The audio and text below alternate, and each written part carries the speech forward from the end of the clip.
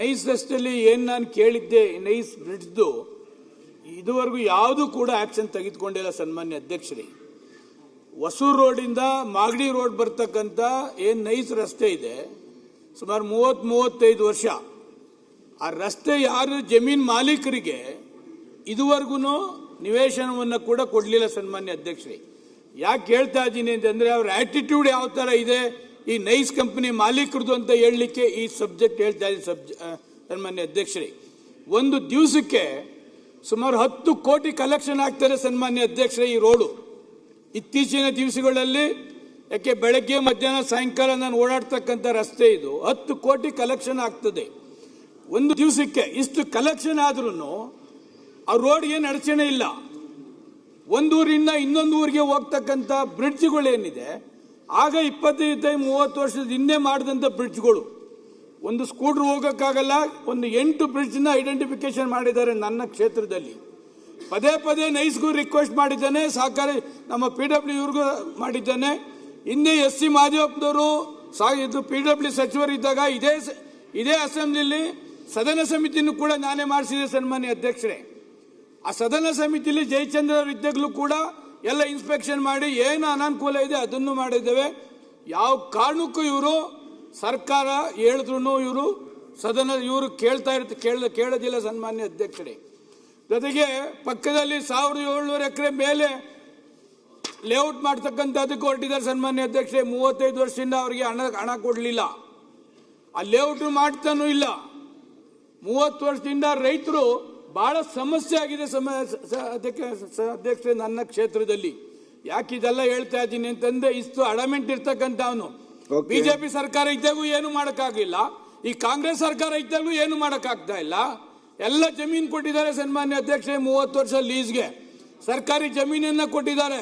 ಒಂದು ದಿವಸಕ್ಕೆ 10 ಕೋಟಿ ಕಲೆಕ್ಷನ್ ಮಜಾ ಮಾಡ್ತಿದ್ದಾರೆ ನೈಸ್ ಕಂಪನಿಯವರು. ಒಂದೇ ಒಂದು ರಸ್ತೆ ಕೂಡ ನೈಸ್ ರಸ್ತೆಯಲ್ಲಿ ಬ್ರಿಡ್ಜ್ ಕೂಡ ಮಾಡ್ತಾ ಇಲ್ಲ. ಇದ್ರಲ್ಲಿ ಕೊಟ್ಟಿದ್ದಾರೆ. ಮತ್ತೊಮ್ಮೆ ಲೆಟರ್ ಕೊಟ್ಟಿದ್ದೀನಿ PW. ಈ ಲೆಟರ್ ಏನು ಆಗುದಿಲ್ಲ ಸನ್ಮಾನ್ಯ ಅಧ್ಯಕ್ಷರೇ. ಸರ್ಕಾರ ಏನು 30 ವರ್ಷ ಲೀಸ್ ಇದೆ ಅದನ್ನ ರದ್ದುಪಡಿಸಿ ಸರ್ಕಾರ ವಶಪಡಿಸಿಕೊಂಡ್ರೆ ಮಾತ್ರ ಈ ಬ್ರಿಡ್ಜ್ಗಳು ಏನಾದರೂ ಅನುಕೂಲ ಆಗ್ತದೆ ಸನ್ಮಾನ್ಯ ಅಧ್ಯಕ್ಷರೇ. PW ಸಚಿವರು ಕೊಟ್ಟಂತ ಲೆಟರ್ಗೆ ಕಿಮ್ಮತ್ತು ಬೆಲೆ ಇಲ್ಲ ಸನ್ಮಾನ್ಯ ಅಧ್ಯಕ್ಷರೇ. ಒಂದು ಕಾನೂನು ಪ್ರಕಾರ ಅವರಿಗೆ ಗೊತ್ತಿದೆ, ನೈಸ್ ರಸ್ತೆ ವೈಟ್ ಟಾಪಿಂಗ್ ಮಾಡಬೇಕಾಗ್ತದೆ. ವೈಟ್ ಟಾಪಿಂಗ್ ಮಾಡಾದ್ಮೇಲೆ ಈ ಎನ್ಹಾನ್ಸ್ಮೆಂಟ್ ರೈಸ್ ಮಾಡಬೇಕಾಗ್ತದೆ ಟೋಲ್ ಫೀಸ್ನ ಸನ್ಮಾನ್ಯ ಅಧ್ಯಕ್ಷೆ. ಸರ್ಕಾರದ ಯಾವುದಕ್ಕೂ ಕಿಮ್ಮತ್ತಿಗೆ ಬೆಲೆ ಕೊಡೋದಿಲ್ಲ. ಸರಿ, ಯಾವ್ದು ಲೆಟರ್ ಕೊಟ್ರು ಒಂದು ಹೈಕೋರ್ಟ್ಗೋ ಸುಪ್ರೀಂ ಕೋರ್ಟ್ ಹೋಗಿ ಸ್ಟೇ ಮಾಡಿಸ್ತಾನೆ, ಒಂದಕ್ಕೂ ಬೆಲೆ ಇಲ್ಲ. ಮಾನ್ಯ ಅಧ್ಯಕ್ಷರೇ, ಸನ್ಮಾನ್ಯ ಸದಸ್ಯರು ಹೇಳಿದಂಗೆ ಅವರ ವ್ಯಾಪ್ತಿಯಲ್ಲಿ ಸುಮಾರು ಸೇತುವೆಗಳ ವಿಸ್ತೀರ್ಣ ಬಗ್ಗೆ ಅವರ ಪ್ರಮುಖವಾಗಿರುವಂಥ ವಿಚಾರ.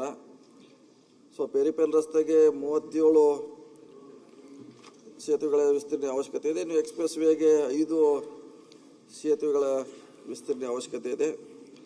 ಅವರು ಜನದಟ್ಟಣೆ ಬಗ್ಗೆ ಕೇಳಿದರೆ ಅದು ನಿಜ, ಅದು ಜನದಟ್ಟಣೆ ಆಗ್ತಾ ಇದೆ.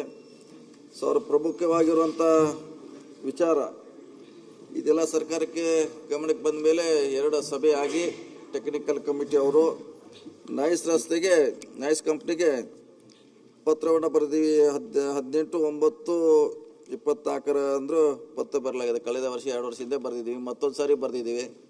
ಸದಸ್ಯರು ಹೇಳ್ದಂಗೆ ಕಂಪ್ನಿಯಿಂದ ಯಾವುದೇ ರೀತಿಯಿಂದ ಸರ್ಕಾರಕ್ಕೆ ರೆಸ್ಪಾನ್ಸ್ ಅಥವಾ ನಾವು ಹೇಳುವಂಥ ಕೆಲಸ ಮಾಡಲಿಕ್ಕೆ ತಮಗೆ ಗೊತ್ತಿರುವಂಥ ವಿಚಾರ. ತಾವು ಭಾಳ ಹತ್ತಿರದಿಂದ ಅದನ್ನು ನೋಡಿದ್ರಿ. ಇದನ್ನೆಲ್ಲ ಗಮನಿಸಿ ಅಧ್ಯಕ್ಷರೇ, ಮುಖ್ಯಮಂತ್ರಿಗಳು ಒಂದು ಸಂಪುಟ ಸಭೆ ಉಪಸಮಿತಿಯನ್ನು ನೇಮಿಸಿದ್ದಾರೆ ನೈಸ್ ರಸ್ತೆ ಬಗ್ಗೆ. ಗೃಹ ಸಚಿವರು ಅಧ್ಯಕ್ಷಿದ್ದಾರೆ, ನಾನು ಕೂಡ ಆ ಸಮಿತಿಯಲ್ಲಿದ್ದೀನಿ. ಅಂತಿಮವಾಗಿ ಏನು ಮಾಡಬೇಕಂತ ಕೇಳಿದ್ದಾರೆ ನಮಗೆ. ಅದನ್ನು ಮುಂದುವರಿಸಬೇಕಾ ಅಥವಾ ಅಲ್ಲಿಗೆ ಕ್ಲೋಸ್ ಮಾಡಬೇಕಾ, ಈ ಸಮಸ್ಯೆಗಳನ್ನು ಪರಿಹಾರ ಮಾಡಬೇಕಾ. ಟೋಲ್ ಬಗ್ಗೆ ಸಮಸ್ಯೆ ಇದೆ, ಅವರು ನಮ್ಮನ್ನು ಕೇಳದೆ ಹೆಚ್ಚಿಗೆ ಮಾಡ್ತಾರೆ. ಬೇರೆ ಅವ್ರು ಹೇಳ್ದಂಗೆ ನಾವೇನೋ ನೋಟಿಸ್ ಕೊಟ್ಟರೆ ಕೋರ್ಟ್ಗೆ ಹೋಗ್ತಾರೆ. ಭಾಳ ಸಮಸ್ಯೆ ಇರೋದ್ರಿಂದ ಅಂತಿಮವಾಗಿ ನಾವೊಂದು ವರದಿಯನ್ನು ಕೊಡ್ತಾ ಇದ್ದೀವಿ. ಅದು ವರದಿ ಆದಮೇಲೆ ಇದಕ್ಕೆ ಒಂದು ಶಾಶ್ವತ ಪರಿಹಾರ ಮಾಡಲಿಕ್ಕೆ ಮಾತ್ರ ಸಾಧ್ಯ ಇದೆ. ಈಗ ಗೃಹ ಸಚಿವರಲ್ಲಿ ಅಧ್ಯಕ್ಷ ಮಾಡಿದ್ದಾರೆ ಸನ್ಮಾನ್ಯ ಕ್ಯಾಬಿನೆಟ್ ಅಲ್ಲಿ. ಅಟ್ಲೀಸ್ಟ್ ಯಾರ ನೈಸ್ ರೋಡಲ್ಲಿ ನಾನು ಬರ್ತೀನಿ, ಯಲಹಂಕ ವಿಶ್ವನಾಥ್ ಬರ್ತಾರೆ, ಸತೀಶ್ ಶೆಟ್ಟಿ ಬರ್ತಾರೆ, ಒಂದು 7-8 ಜನ MLAಗಳು ಬರ್ತಾರೆ ಸನ್ಮಾನ್ಯ ಅಧ್ಯಕ್ಷರೇ. ಅವ್ರೆಲ್ಲರನ್ನು ಕರೆಸಿ ಒಂದು ಮೀಟಿಂಗ್ ಮಾಡಿ ಏನಿದು ನೈಸ್ ಬಗ್ಗೆ ಅಂತ ಕೇಳಿದ್ರೆ ನಾವು ಹೇಳಲಿಕ್ಕೆ ಅದಾಗ್ತದೆ. ನಮ್ಗೆ ಯಾರಿಗೂ ನೋಟಿಸು ಕೊಡೋದಿಲ್ಲ. ಯಾಕೋಸ್ಕರ ಗೃಹ ಮಂತ್ರಿಗಳು ಮಾಡಿದ್ರು? ಸನ್ಮಾನ್ಯ ಅಧ್ಯಕ್ಷರೇ, ಹೇಳಬೇಕು ಅಂತಂದ್ರೆ ನಾನು ಬಿಜೆಪಿ ಸರ್ಕಾರದಲ್ಲಿ ಮಂತ್ರಿ ಇದ್ದೆ. ಸನ್ಮಾನ್ಯ ಅಧ್ಯಕ್ಷರೇ, ಯಾರು ಕ್ಯಾಬಿನೆಟ್ ಅಲ್ಲಿ ಕಾರಜೋಳನ ಅಧ್ಯಕ್ಷರು ಮಾಡಿದ್ರು, ಒಂದೇ ಒಂದು ಮೀಟಿಂಗ್ ಕೂಡ ಮಾಡ್ಲಿಕ್ಕೆ ಹೆದರ್ತಿದ್ರು ನೈಸ್ ವಿರುದ್ಧ. ಅದಾದ್ಮೇಲೆ ಸಿ ಪಾಟೀಲ್ PW ಮಂತ್ರಿಗಳ ಅಧ್ಯಕ್ಷತೆಯಲ್ಲಿ ಕ್ಯಾಬಿನೆಟ್ ಸಬ್ ಕಮಿಟಿ ಆಯ್ತು. ಆದ್ರೂ ಅವ್ರು ಕ್ಯಾಬಿನೆಟ್ ಸಬ್ ಕಮಿಟಿಲಿ ನೈಸ್ ಪರ ಮಾತಾಡ್ತಕ್ಕಂಥದಕ್ಕೂ ಮೀಟಿಂಗ್ ಮಾಡ್ತಾ ಇರಲಿಲ್ಲ.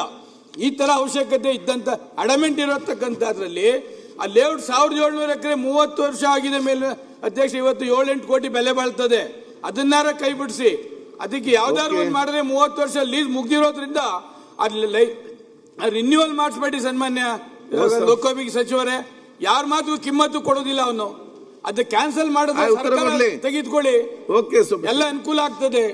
ಅಧ್ಯಕ್ಷರೇ, ಸಮಿತಿ ಮುಂದೆ ಅವ್ರಿಗೊಂದು ಅವಕಾಶ ಕೊಡ್ತೀವಿ. ಏನು ಸಂಬಂಧಪಟ್ಟ 7 ಜನ MLAಗೆ ಒಂದು ಅಧ್ಯಕ್ಷ ರಿಕ್ವೆಸ್ಟ್ ಮಾಡಿ ಅವ್ರನ್ನ ಕರೆಸಿ ಅವರ ಅಭಿಪ್ರಾಯ ಪಡೆದ ನಂತರ ನಾವು ಮುಂದೆ ವರದಿಯನ್ನು ಕೊಡ್ತೀವಿ.